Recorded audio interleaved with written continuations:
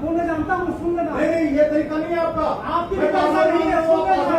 ये इतने दिन से नहीं कर रहा हूं। सुन लेना। मैं करूंगा नहीं, फाइल कर रहा हूं। नहीं करूंगा तो नहीं करूंगा, और कंप्लेंट है तो करवा देना। ठीक, सुन लेना। ठीक है सर। मैं भी बढ़ना चाहूंगा। कोई बात नहीं सर, ऐसे बाइक ठीक है? आपकी को मैं इतना अगर लेना हो ईमानदार हूँ कोई ना। बात नहीं, उसके बाद कोई पेश लूंगा।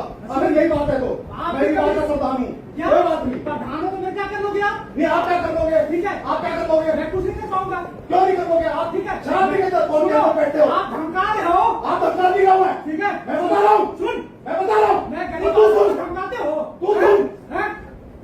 बकवास कर रहा है। गरीब आदमी को धमकाओगे? गरीब आदमी नहीं है। हैं? तो क्या करोगे आप? काम कुछ करते नहीं। आपके बहुत काम कुछ करते नहीं आप। सुन लो, आपके ऊंचे ओहदे पे बैठे हुए लोग धमकाना मेरे ऐसा को। है, प्रधान हूँ, अरे तभी कुछ भी नहीं। काम कुछ करते नहीं हो। मैं नहीं आता। सारे उनके काम करते हो। ठीक है, क्या उनका? सारी कंप्लेंट आपकी। बताओ बताओ सारी कंप्लेंट आपकी। बताओ। मैं जरूर बना था एक बार। अरे बताओ ना।